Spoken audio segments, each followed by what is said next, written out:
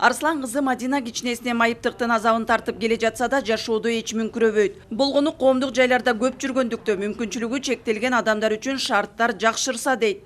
Биз үчүн Ош шаарында такыр шарт жок. Мектепте, окуу жайда, университеттерде такыр эле шарт жок. Пандустар жок. Мындай жолдордо арыктар болуп калат, ошолдон өтө албай калабыз. Амбулифт керек бизге Ош шаарыначы. Амбулифт эмне үчүн керек силерге? Биз самолетко чыгыш үчүн керек. Баягы биз жүргүнчүлөр чыгуучу жактан чыга албайбыз да. Бизди көтөрүп чыкканда,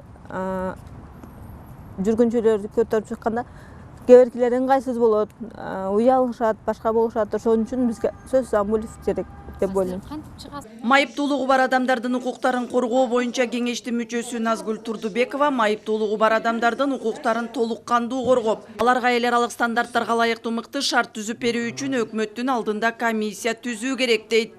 Биз жөн эле ушундай маалыматты алып коюп калтырып койбой, биз атайын комиссия түзүп туруп, ушу 3 аэропорту деген баалап чыгыш керекпиз, мониторинг кылып чыгыш керекпиз.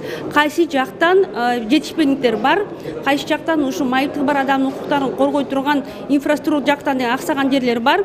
Ошону деген оңдоп, толук кандуу деген бизде 3 аэропорту деген майыптыгы бар адамдарга карата деген инфраструктураны деген мындай эл аралык стандарттарга жооп бере тургандай чараларды алыш керекпиз. Анча мынча недостатоктор авиакомпаниялардын эмеси болсо эле биздин аэропортко сөз тийип калып атат да.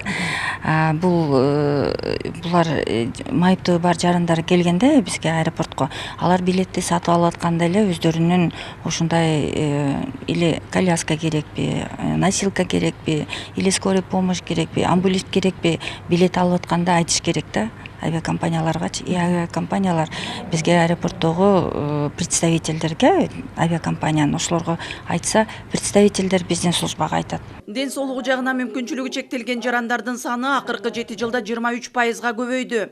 Муну Эмгек жана социалдык өнүктүрүү министрлиги калктын демографиялык өсүүсү менен байланыштуу экендигин айтышууда. Белгилей кетсек, майыптуулугу бар жарандар жалпы калктын 3%-ын түзөт. Кыял Шаршеева, Алмаз Нурманбетов, Ала Тоо 24.